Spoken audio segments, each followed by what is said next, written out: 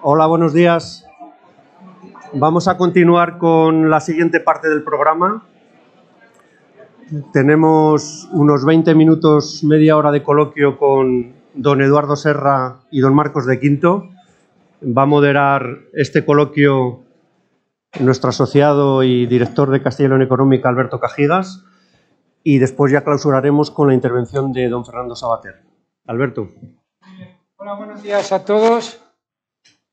Bueno, en primer lugar, deciros que cuando la Junta Directiva de la empresa familiar se planteó a mediados del pasado año hacer una jornada sobre la crisis de valores en la sociedad, hicimos un listado de 10 personalidades que podían venir aquí como ponentes, ¿no? Entonces dijimos, vamos a colocarlos por orden de preferencia.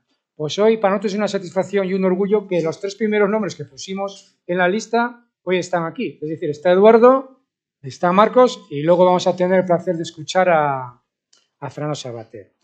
Ya os han presentado un poco a nuestros ponentes, yo solo quiero añadir 2 cosas. A Eduardo Serra le conocí en el año 2010, justo aquí en Valladolid, cuando aquello como presidente de la Fundación Everis presentó un estudio que se llama Transforma España, que es lo mejor que he leído de mi vida profesional y si alguno tiene curiosidad está en internet, que se basó en entrevistas a 100 líderes empresariales y de alta dirección de cómo mejorar España. Y lamentablemente esto se hizo en el 2010, 15 años después yo creo que de todos los parámetros que ponía el informe, en todos hemos ido a peor. Y luego también quiero agradecer a Carlos Tejedor y a Sofía del grupo de IBAC porque Eduardo es consejero externo del grupo de IBAC. Y entonces cuando le dije, ¿nos puedes poner, Carlos, en contacto con Eduardo? Y dijo, ¿cómo no? Pues agradecerles también a ellos que compartan este talento con nosotros. Y de Marcos de Quinto, pues yo creo que alguien que ha llegado a ser vicepresidente mundial de Coca-Cola, que, como todos sabéis bien, cuando uno deja esas multinacionales, pues se va con un patrimonio que se podía dedicar a sus aficiones, a correr rallies por el desierto, a ir a la ópera, o a pasear por su finca. El hombre, pues, sin embargo, se ha dedicado primero como político, que duró poco, y luego ya desde como empresario, pero con un compromiso, ¿no?, con lo que es poner voz a la sociedad civil de todo lo que se está haciendo mal, pues yo creo que es un ejemplo. Yo le sigo a Marcos de Quinto porque es de los pocos empresarios y altos directivos que es capaz de dar su versión y entra como un elefante en una cacharrería en esto que son las redes sociales, donde no estamos casi ninguno para poner cuál es nuestra opinión. En Twitter, que ahora se llama X, fijaros en su perfil lo que pone: pirata, navego sin bandera, no pretendo convencerte de nada, acaso hacerte dudar de lo que crees. Bueno, pues yo creo que si te digo, Marcos de Quinto, que eres el empresario más irreverente que tenemos en España, no te molesta, ¿no? Bueno, y vamos a empezar. Y voy a leer un párrafo hace poco, leyendo el penúltimo libro de Daniel Applebaum, que es una periodista que tiene el premio Pulitzer, que se titula El ocaso de la democracia. Os voy a leer el siguiente párrafo, ¿no? Considera que hay países democráticos en los que se instaura una dictadura blanda cuando el poder opera apoyándose en 4 élites que dirige la burocracia, los medios de comunicación públicos, los tribunales y las empresas de titularidad pública. Estos políticos entienden muy bien su papel, que consiste en defender a los líderes por más deshonestas que sean sus declaraciones, por más extendida que sea su corrupción y por más desastroso que resulte su impacto en las instituciones y en la gente corriente. A cambio, saben que serán recompensados y promocionados. En este régimen, los cargos de mayor responsabilidad no se asignan a los más capaces, sino a los más leales, y las personas progresan no gracias a su profesionalidad o talento, sino a su disposición a plegarse a las normas del partido. Pues muy bien, ¿qué sugiere este párrafo de Applebaum, Marcos? Bueno, lo que sugiere es que hay democracias y hay democracias aparentes. Como ya había comentado antes lo de Hans Kelsen, la democracia hay que estar cuidándola día a día. Si en algún momento puede despistar, te debes levantar con que no hay separación de poderes, con que unos poderes quedan anulados, que hay una intencionalidad de limitar el papel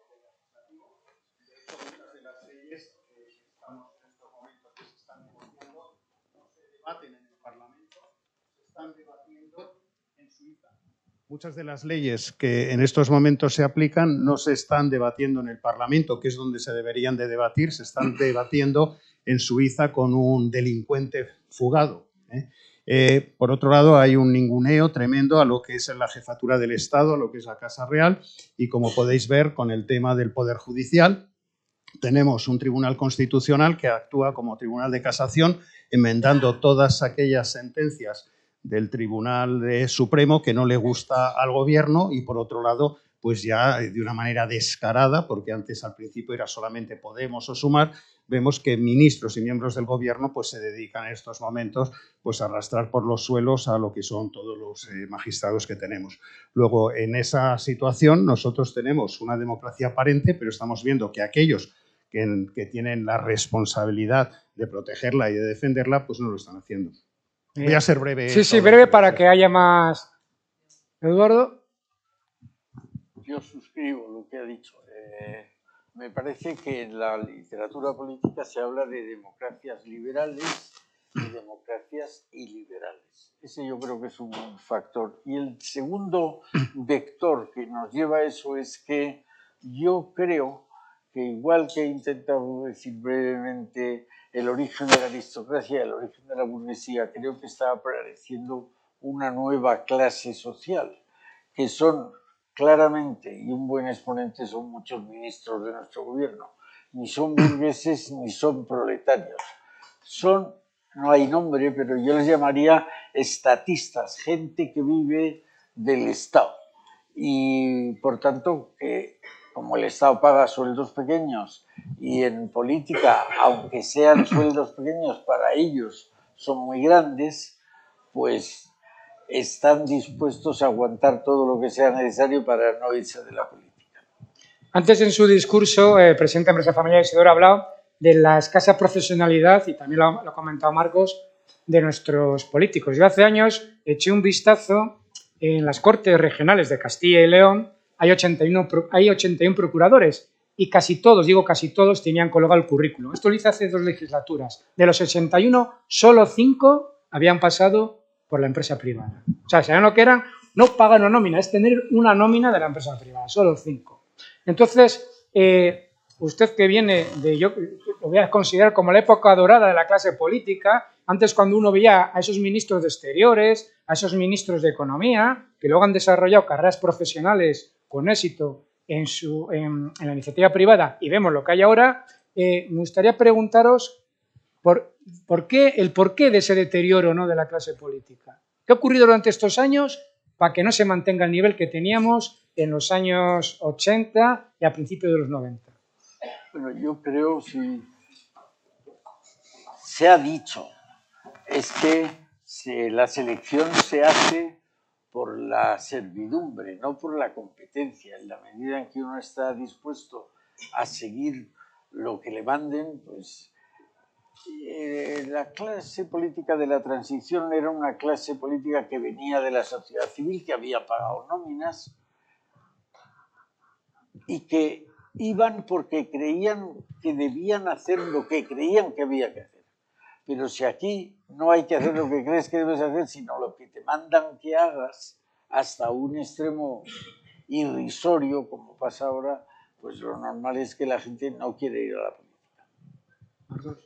Sí, mira, hay un tema de talento. Yo, entre otras de las cosas que yo tenía de responsabilidades en la ejecutiva en Ciudadanos, que me encargó Albert Rivera, era un poco el análisis de talento.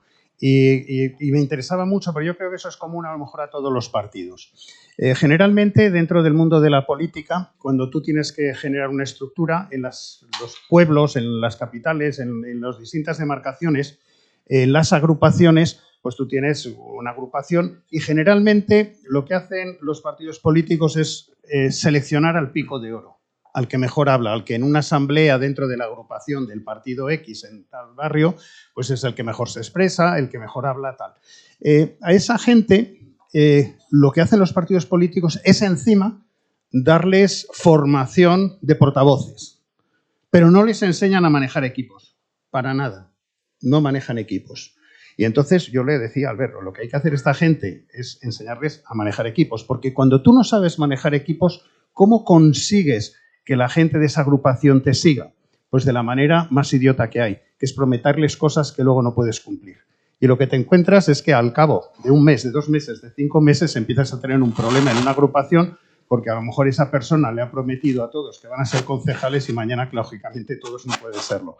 Entonces, lo que hay es una falta dentro de esto de lo que es una profesionalización del político que desde ya joven dice, yo estoy haciendo una carrera, que esa carrera empieza porque reparto folletos, porque coloco una carpa en la plaza, porque tal. Y entonces eso me hace que merezco el siguiente paso, el siguiente, hasta llegar a un escaño en el Congreso de los Diputados. Y como vean una persona que viene de fuera con formación, van a ir a picarle hasta que lo matan, porque para ellos es un intruso, porque eso les pertenece a ellos. Y esto es un poco esa profesionalización lo que yo creo que ha estado pues empozoñando todo lo que son la mayor parte de cuadros de los partidos. Es muy difícil encontrar partidos donde realmente se está manejando el talento de otra manera. Y yo creo que ahí primero habría que verlo y luego lo otro, que es la solución que siempre se ha hablado, es el tema de las listas abiertas.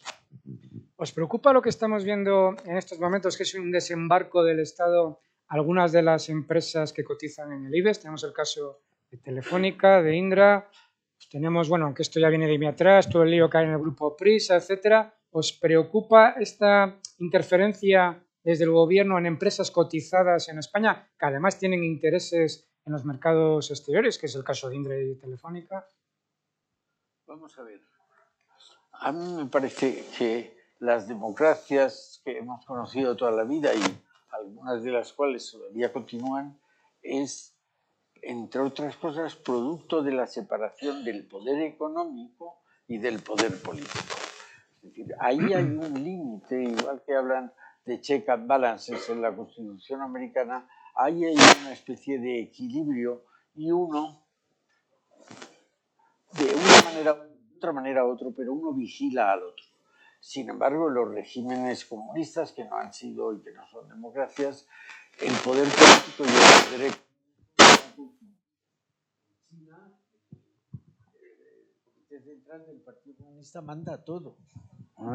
Entonces, yo creo que es malísimo el dar el ejemplo, o lo que estamos dando ahora, de que el Estado entre en empresas privadas. Tengo que hacer una excepción.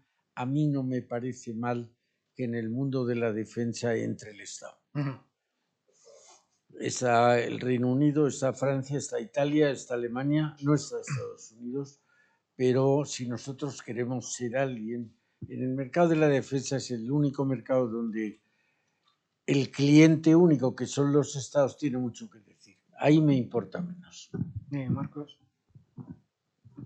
Voy a estar de acuerdo con Eduardo en esto último que ha comentado, que creo que te refieres por lo menos a algunas de las secciones de Indra y estaría de acuerdo.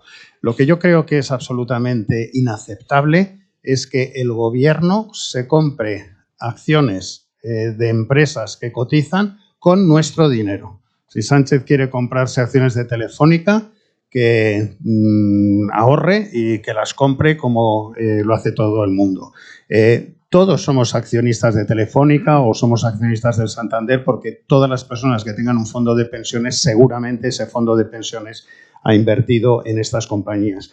No queremos al gobierno. ¿Por qué tiene que meterse en esto? Porque además el gobierno ha demostrado su incapacidad para gestionar empresas. Ahí tenemos Correos, que puso a este hombre, bueno, no voy a decir aquí nombres, y que casi, bueno, que la ha mandado a la ruina. Bueno, ahora está Pedro Saura, a ver qué es lo que puede hacer Pedro con esto. Es decir, no se necesita al estado de empresario. Nosotros en nuestra comunidad de vecinos no le estamos diciendo al gobierno que lo sea. Si tenéis en la cabeza la pirámide de Maslow, de las necesidades humanas, la primera es la alimentación, la segunda, techo, la tercera, sanidad, pongamos la cuarta, educación. Si la primera necesidad del ser humano es la alimentación, ¿por qué el Estado no tiene supermercados ni hipermercados? Pues muy sencillo, porque si los tuviera lo haría peor que la libre competencia de la empresa privada que hay. Aquí, los que estéis en el sector agroalimentario, sabéis que Día se pelea con el cuchillo entre los dientes con Mercadona, etcétera, y consiguen con márgenes muy bajos hacer un beneficio. Si el Estado tuviera un economato, nos costaría un montón de dinero, tendría pérdidas y estaría colocando un montón de gente. Luego, si eso sucede, podría suceder lo mismo en el resto de estados. Pero bueno, nos hemos acostumbrado a que el Estado tenga universidades públicas cuando, oye, si hay, perdón, en el tema de alimentación, y podría preguntar a alguien, ¿y qué pasa si alguien tiene hambre y no tiene para comer? Perfecto, el Estado le puede dar un cheque finalista, que se lo gaste en Día, en Mercadona o en el Corte Inglés o donde quiera. Lo mismo podría suceder con educación y lo mismo podría suceder con sanidad. Quien no tenga, se le da un cheque finalista y se va con Asisa, con tal o con cualquiera de las sociedades. Yo en este sentido, yo os comenté que soy liberal. No entiendo por qué el Estado tiene que gestionar cosas que además las gestiona mal. Otra preocupación que yo creo que tenemos la clase empresarial, estamos sometidos a decenas de miles de normativas, la estatal, las 17 autonomías, ayuntamientos, diputaciones, etcétera. Luego tenemos a nuestros amigos de la agencia tributaria, que por cierto, solo la mitad de los que estáis aquí dice que tiene una inspección de la agencia tributaria. El porcentaje me parece muy pequeño, yo creo que alguno todavía no se ha enterado o la carta le va a llegar esta semana. Y luego, sin embargo, pues vemos que en la clase de políticas pues hay una impunidad total. Hay condenados con el mayor caso de corrupción que ha habido en España y luego pues hay indultos. Hay el proceso, que como bien decía Eduardo, eso ha sido, o ha dicho Marcos, un golpe de Estado encubierto, pero no pasa nada, luego hay amnistía, no sé. Entonces, como que estamos hacia una sociedad donde hay una clase que tiene unos privilegios. Yo creo que volvemos casi a la época del medievo, ¿no? La aristocracia y la realeza, y luego la plebe. Y la plebe estamos ahí nosotros, sometidos a una presión fiscal y de normativas, mientras que el resto, la clase política, pues se va de rositas. Y es que además, claro, cuando saben que no les va a pasar nada, pues actúan como actúan, ¿no? No sé qué reflexión tenéis sobre este, que parece que vamos a una España donde hay privilegios, una clase muy privilegiada, y el resto, pues, aguantar. La idea que tengo es que estamos terminando una fase que son las de las democracias liberales y tenemos que darnos prisa en poner los elementos para que perduren, para que pervivan. Yo creo que hay unas encuestas, tanto en Estados Unidos como en Europa, que se hace por generaciones, son cohortes, desde los años 30 al año 2000. Se dice, ¿considera usted que la democracia es un elemento esencial de su vida? Las cohortes de los años 30, 40, hasta el 70 o hasta el 80, un 70% considera que es un elemento esencial. Las más modernas consideran que es un elemento esencial el 30%. Es decir, la democracia está fallando en lo que no debe fallar ningún sistema político, que es que la gente esté conforme con él. Sí, bueno, habría que ver qué entienden por democracia, porque a lo mejor, digo, parte de las respuestas viene de gente que dice, si esto es democracia, no creo en esto. Pero claro, el problema es que hay cosas que no son democracia. Yo creo que lo que decías de eso de la casta, te voy a poner un ejemplo muy concreto, pero ya no es la casta. A mí me da igual que haya golfos. El problema es que dentro del sistema no haya instituciones que tengan el mínimo de seriedad y de dignidad para denunciar a los golfos. El hermano de Sánchez, por ejemplo. A mí que el hermano de Sánchez resulte que le den un trabajo y que no tenga que ir o que diga que reside en Elvas. Yo tengo casa en Nueva York, tengo casa en Lisboa, sé perfectamente, y además lo sabe la agencia tributaria, y sé lo que es la agencia tributaria cuando vives en Portugal o en Estados Unidos, cómo te miran. Entonces, que este chico pues, diga que vive allí o que no vaya a trabajar, pues oye, fenomenal para él. A mí lo indignante no es él. A mí lo indignante es el que le ha dado ese trabajo con dinero público, y para mí lo indignante son los responsables de la agencia tributaria, que son a los que yo metería en la cárcel por no haber hecho con él lo que hacen conmigo, lo que hacen con cualquier otra persona. Porque una persona no solamente tiene que estar fuera de España más de 183 días, sino su principal fuente de ingresos no tiene que ser española, y la tercera condición, que simultáneamente se tienen que dar las tres, es que no tienes residiendo pues, ni a tu mujer, ni tus hijos, etc. Entonces, esas cosas, la agencia tributaria, que ya pasó con Shakira y tal, es que te miran el Instagram, es que te miran todo, de dónde has estado, te miran de arriba abajo todo. Y que a este hombre no lo hayan hecho, ya te digo que para mí no es él al que hay que meterle en la cárcel, sino hay que meterlo a los que les estamos pagando el sueldo para que actúen de una manera honesta y no están actuando de una manera honesta. Esos son realmente el problema. Cuando las instituciones son el cómplice necesario para que los golfos sigan siendo golfos. Antes hablabas...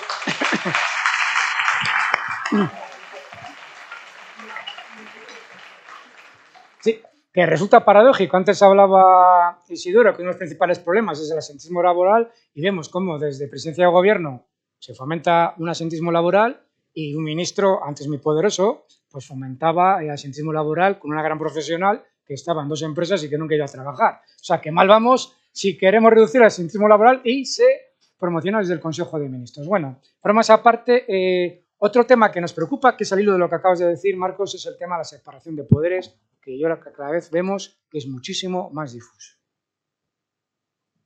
Vamos a ver. Yo creo que tenemos un gobierno muy especial. No es solo que sea el peor gobierno que hemos tenido, es que es un gobierno que vive de la corrupción. Antes siempre había alguien que fuera más o menos corrupto. Yo creo que este gobierno vive de la corrupción y probablemente se deriva del origen de los ministros. Se ha hablado muchas veces de la falta de cualificación profesional. Esta gente nunca ha estado acostumbrada a tener límites, simplemente porque no tenía ningún poder. Una cajera de supermercado es un puesto muy honorable, pero tiene poco poder. Entonces, cuando tienes poder empiezas a darte cuenta de que el poder necesita límites. Ellos no se han dado cuenta y de repente han llegado al gobierno y han dicho, aquí todo es posible. No solo que yo le dé a mi mujer y a mi hermano puesto de trabajo, aquí es posible que encarguemos a la vicepresidenta de Venezuela que venga aquí, que no puede venir, y que traiga no sé cuántas maletas llenas de millones de euros. Oiga, eso no se puede hacer. Pero para ellos hemos llegado, y yo creo que la disculpa, aunque no lo dicen así, es, bueno, la derecha lo ha hecho 500 años, cosa que es una estupidez, porque derecha, la palabra derecha e izquierda se inventa en la Revolución Francesa, no hace 500 años, y lo ha hecho la derecha 500 años y ahora nos toca a nosotros, con lo cual no tienen responsabilidad ninguna sobre lo que está pasando. Pero yo terminaba mi charla con el optimismo porque yo creo que estos se van a ir más pronto que tarde. Sí. Ojalá. ¿A eso podemos votar con el aparato este? Sí. Mira. Corrupción ha habido siempre y delincuencia ha habido siempre.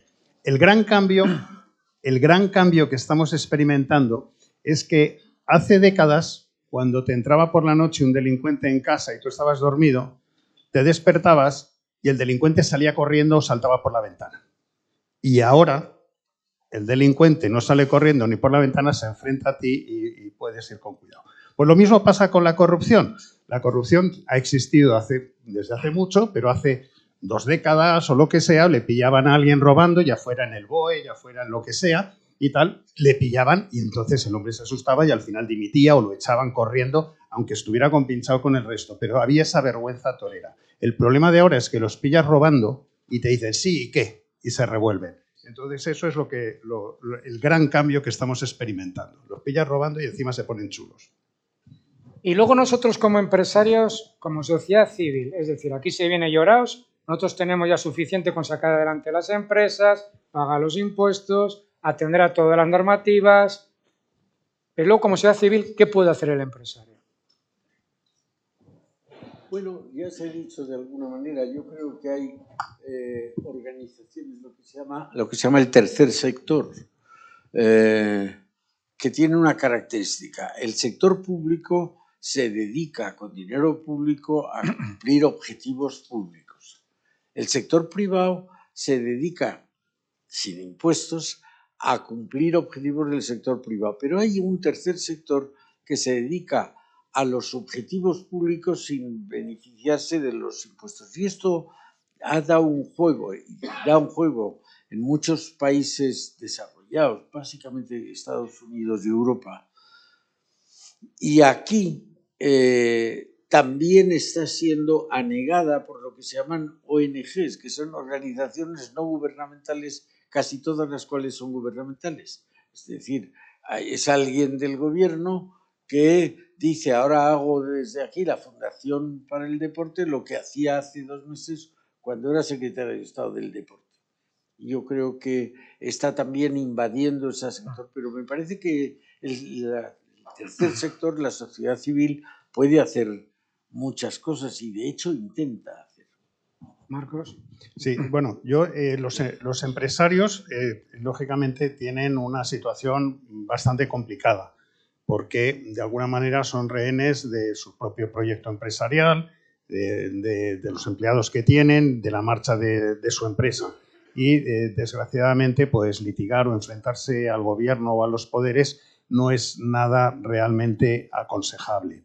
Y eso se entiende, pero hay muchas cosas que se pueden hacer desde los empresarios. Primero, no consumir el discurso hegemónico que puede existir. Tuve una conferencia hace ya tiempo en Zamora y me preguntaban, con empresarios, y me preguntaban por qué creía yo que todas las empresas del IBEX y tal abrazaban la Agenda 2030 y estas cosas y estaban todos con posiciones tan woke. Y me quedé pensando un poco al respecto de lo que era mi posición cuando yo presidía Coca-Cola y la respuesta que les di fue: lo que sucede es que todos los empresarios quieren que su empresa sea percibida como una empresa que contribuye a un mundo mejor. Y eso lo queréis todos. El problema es quién narices define qué es un mundo mejor. Y como el mundo mejor lo ha definido la izquierda ante la no alternativa presentada por la derecha, si la izquierda dice que un mundo mejor es un mundo sin CO2, pues todos, como tontos, decimos pues un mundo mejor es sin CO2, porque no hay una propuesta alternativa. El porcentaje de CO2 en la atmósfera es el 0,04. Hubo épocas en la de los dinosaurios donde era el 15% y gracias a eso florecieron todos los bosques y las selvas que hay. Si bajara del 0,04 al 0,02, a lo mejor las plantas empiezan a morir.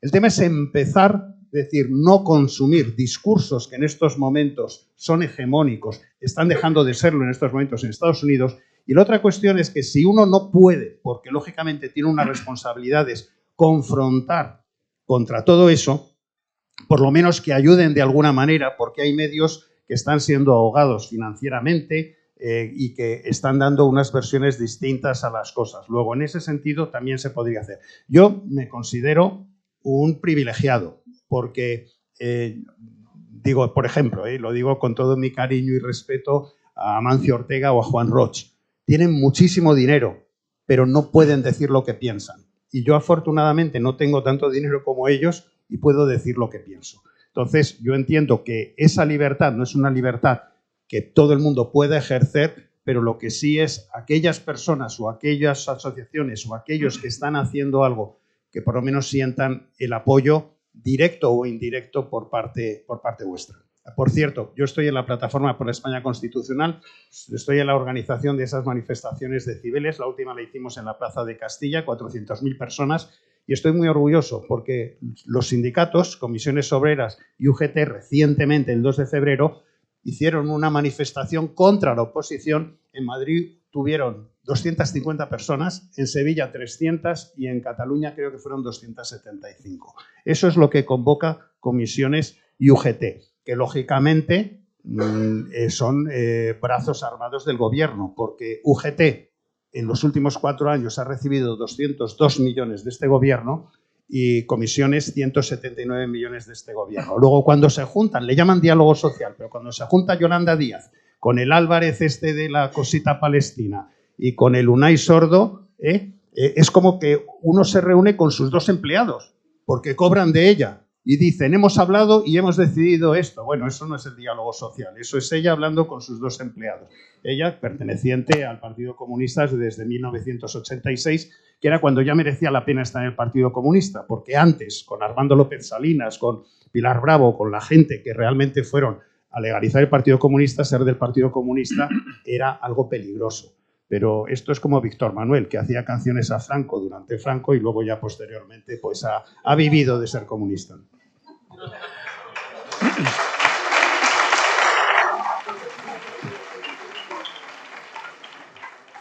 Me ha pedido Eduardo que seamos escrupulosos con el tiempo porque ya acumulamos retraso. Me quedo con ganas de preguntarles más cosas, me quedo con ganas de hacer un turno de preguntas, pero luego yo creo que en el vino español podemos charlar con Marcos y con Eduardo, y además ahora vamos a dar paso a Fernando Sabater, que luego le presentará a Eduardo, y decirle que yo le admiro por lo que dijo antes Isidoro, porque ha sido una voz valiente en el País Vasco en los peores momentos. Puedo decirle que además que tiene un nivel intelectual enorme, pero tiene todavía muchísimo más sentido del humor.